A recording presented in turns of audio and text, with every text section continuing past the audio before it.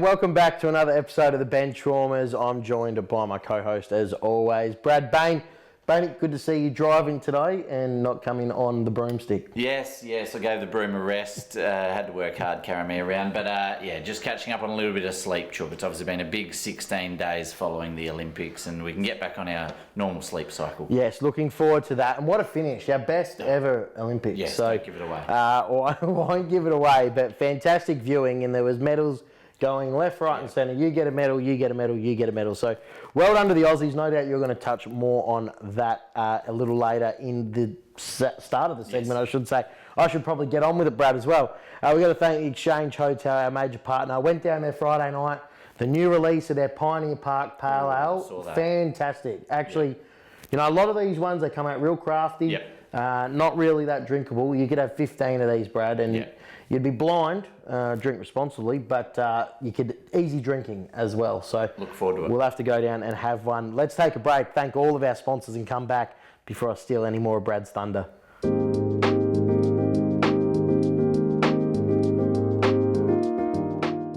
All right, let's jump into the Feel Good Fill Up, and no doubt it's going to be a very special one. We've got to thank our partner of the Feel Good Fill Up, Rejuvenate Sports and Remedial Therapy. Banksy and the team down there doing a wonderful job.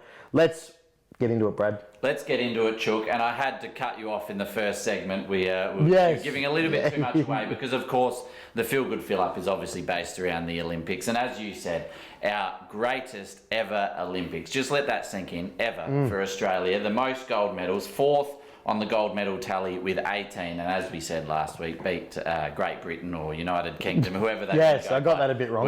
We beat them. So, but, Chook, winning is great, but what's even bigger, and the bigger highlight for me, I think we've all seen it by now, is Ray Gunn. Rachel Gunn, made famous for the, how should we say it, less than ideal debut in the Olympics in breakdancing.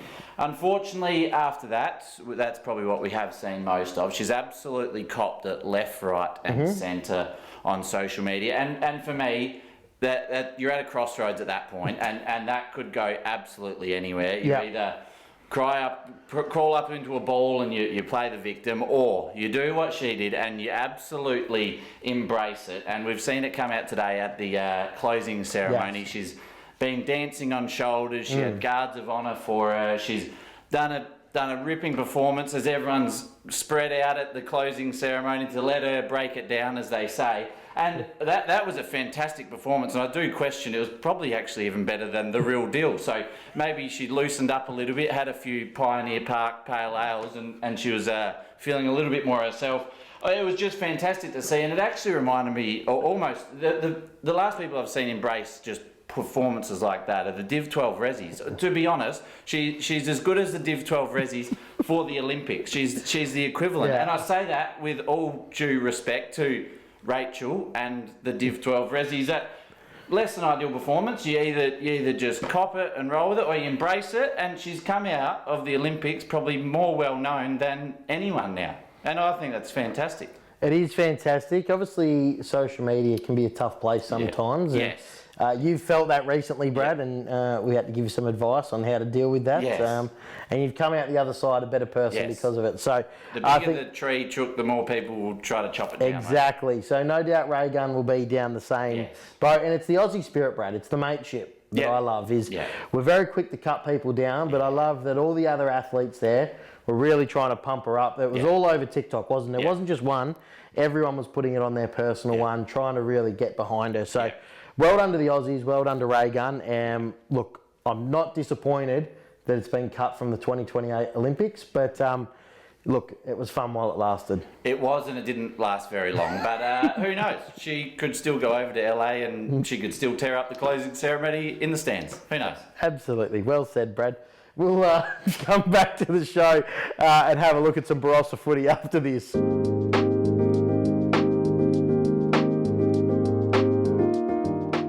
And let's have a look at round 16 in the Barossa, Brad. Game 1, Freeling taking on Williston, 9-6-61, defeated by Williston 16-22, 118. Big win by Williston, some inaccurate kicking, which I know all too much about at the moment, but the Donnybrook showed why they're right at the top of the tree. They did, Chooky, and they came out swinging 8-5 to 3-3 at quarter time. So they've really put the foot down. As we know, percentage could play a part, but Yes. it's starting to shape up nicely, that ladder. For Freeling, it was Koshel, best on ground, with Cochrane 3 goals. For Williston, it was Clinch, best on ground, and Waldhooter 6 goals. From all reports from Butchie, umpired that game. He said all 6 goals in the first quarter. That's a big start from Waldhooter. If it is a I was about to say. but 6 in one quarter. I assume he's got at least 5 in the first quarter. We wouldn't get the mail that wrong. No, well, he's a star, Wall, and they've had to. We've spoken about it. They've got to find other avenues to goal, and Wally's been probably the mainstay of that one, of that forward line to find. So, well done to Wally. He's given us some good insight lately, and good to see him play a good game on the weekend. Yeah, obviously with Lehman going down many rounds ago, he was the spearhead up forward. Waldhooter, he appears to be the avenue at the minute. Another one, Chucky, Yes. Enrique Mazzio. He could be a crucial little cog for Williston come the finals. He's a overage under 18 at Centrals. He's played 2 games now for Williston. Had one in the Rezzies. He came in late into the Rezzies and just played in the A grade. One more to qualify, obviously. They are the rules at Barossa. So anything could happen with him, and that could be another nice little target for them going into the finals if he can qualify. Absolutely, that'll give him a bit more potency up there as well. Let's have a look at game 2. South Gawler 10-15-75, defeating Barossa District 8-56. Game at South just had to go and win. That's right, Chook. That will do for South. It's a win they needed, and looking at the ladder as well, they've obviously copped a few big losses over the year, so percentage probably won't come into it for South. It's probably going to just come down to winning their next 2 games. So that'll do for them. For them, it was Lockie Arnold, best on ground, Gilchrist and Cutting, 2 goals. For Barossa, Gant, best on ground, and Harris, 2 goals for them. Interesting stat for you, Chook. Yeah, We I'm announced liking this. the 4 re-signings for Barossa, and if this tells you anything to look after your boys going into next year, the 4 best on grounds in order were Gant, Jew, Webb and Carpenter. They have signed their contract for next year. All their stress about not getting a contract for next year it's all clear. They're happy and they're playing good footy, and they're top 4 best on ground, so cop that. I like it. I like it a lot. Look after the youngsters, and they're going to be key pillars at the Doggies for a long time to come. Let's have a look at the next game. It was Tanunda 16-19-115, defeating Kapunda 8-12-60. Some poor kicking across the weekend, Brad. Yeah, it might have been a bit windy or who knows across there. Beautiful day for footy Saturday. It was actually. For Tanunda, Calhoun, best on ground and 4 goals, with Snowden 4 goals as well. There's some experienced heads that are going to be shaping up nicely for the finals. For Kapunda, it was Jacob Lukowiak, best on ground, and Menzel, 3 goals. Similar as well in a different way to South. Tanunda, they've got their top 2 sewn up. So in Barossa, there's obviously no home ground advantage or anything like that come the final. So they've got their top 2 sewn up. They got the job done. All about getting through injury free for Tanunda at the minute.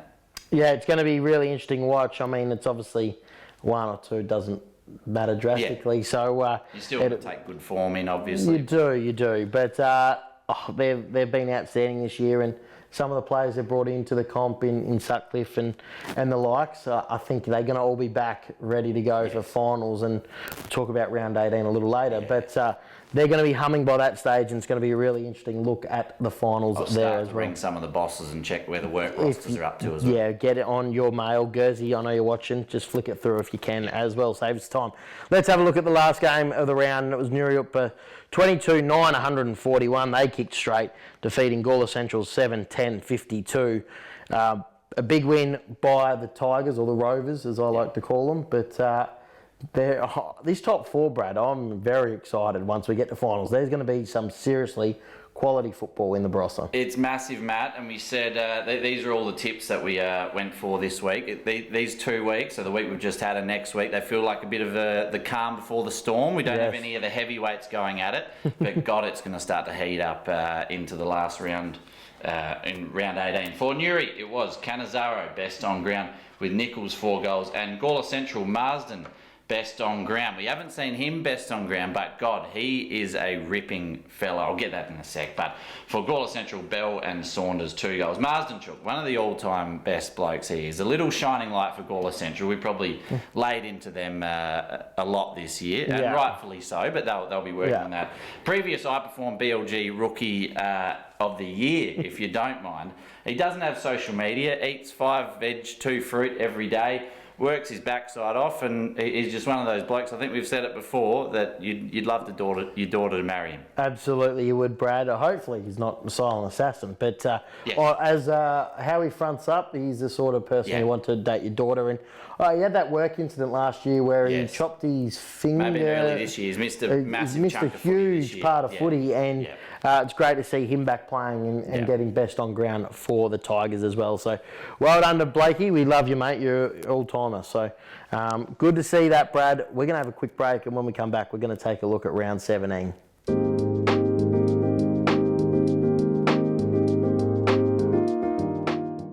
Righto, Brad, let's have a look at round 17. As you mentioned, calm before the storm. So take us through the ladder this week. The calm before the storm, Chook. We tipped last week. All our tips were right, and I said if that happened, which often it is, we're going to get an unchanged ladder, and we have. We have Tanunda and Williston tied on top with 12 wins. Anguston, Newry, South next on 10 wins. And doing your maths there, 2 + 3 = 5, and we've only got 4 spots to play for. So it's the calm before the storm, because we'll get into the tips this week. I think, without being disrespectful, they've probably nearly ran their race, all these games, but we'll see. Williston do have the bye, but I don't think that will actually change too much. Correct. With the 2-game buffer on the next pack. Agree. Let's have a look at the first game, and this is the one. If there was an upset, this is the game you'd expect it in, and that's Anguston taking on Barossa District. Yes. Anguston for me for this, I will say. Barossa, they're playing some quality footy. They're building next year, but Anguston, they're very nice, and they're building very, very nicely, and they have top 2 to play for, and I'll get to a scenario there in a tick. But Anguston, I like the smile on your face. You got very excited there as well. I'm going with the Panthers as well. Freeling taking on Tanunda, it's the Pies for me. Yeah, it's the Pies for me as well. Freeling will probably make them earn it like they have been, and Tanunda, for them, just getting through injury-free. So maybe that's a little danger in itself, that they don't have a heap to play for. Yeah, Gawler Central taking on South Gawler, and I must say it's a 2014 Premiership reunion. Yes. Where Gawler Central beat South Gawler. It's not set like that for any reason other than Damien Herzick was the coach and Williston had the bye. So it's just worked out that it's a rematch of that grand final 10 years ago. I don't feel it'll go the same way, however. Yeah, I don't think so either. South have a lot to play for. I've seen Gawler Central turn it on for nearly Sponsors Day. They came out to play against Williston. They love their crosstown rival matches, but I think they'll give it a shake early, as we've seen. But South will probably run over the top. I agree with you on South Gawler. It'd be good to see the past players and the Premiership stars down there. Some cracking fellas amongst that group. And last game, Brad, Kapunda taking on Newry Utpa. Kapunda, bit to play for, obviously trying to still get their first win of the year, but Newry, I think, just have more to play for and will get the job done, a bit more quality. I'm with Newry as well, Brad. Now, you've been itching for this. Give us a few scenarios that can happen with that Final Four with the games this weekend and next. Yes, Chook. Williston have the bye this week, and if all our tips are right, as they often are, I think we could go in 2 weeks in a row. We could go with an unchanged ladder, as we said, the calm before the storm for next week. Going into the last round, if all the tips are right, we could sit with Tanunda clear top on 13 wins, Williston 12 wins because they have the bye, they can't get a win. Anguston, Newry, and South next, chomping at the heels on 11 wins. We then go into the last round with South potentially having to beat Tanunda. It's as simple as that to jump in ahead of potentially Newry. So Newry have the bye last round. So that's going to be a very tough couple of hours on Saturday afternoon for them. It won't be good. I don't know if you go out and watch or you sit at home and refresh the browser. But we've got then as well Anguston taking on Williston. So that's 2nd v 3rd. Potentially that's as blunt as whoever wins that gets the 2nd spot, which is massive. And not long ago, Anguston and Williston were both talking about could they potentially miss. It's coming down to them for the 2nd spot. It's incredible, and we're talking about South Gawler could miss. Yep. Which the untouchables. I may have predicted 5 or 6 weeks ago that South will miss, but we'll let producer Jacob go back to that episode. But exciting times and a seriously close finish, and there's going to be one team that's going to be licking their wounds at the end of this year, finishing in 5th place. That deserves to play in that top 4. And you think about years gone by, the last few years, that 4th team have gone into that first elimination final and been flogged. So the last 2 or 3 years. So now we've got 5 teams that can all compete with each other. And I don't know, 1 to 4, I don't know whose it is. Who knows? And as you said, I think whoever finishes 5th, they'll probably have in their stomach that we probably didn't achieve what we wanted this year. Agree. Which is a good position for the league. 100%. So we're excited for this. Well done on breaking that down. We'll be back next week to preview what's going to be a massive round 18 and wrap up round 17 as well. We can't wait to see you all next week, and thank you to our sponsors that help the show go to air each and every week. We'll see you next week.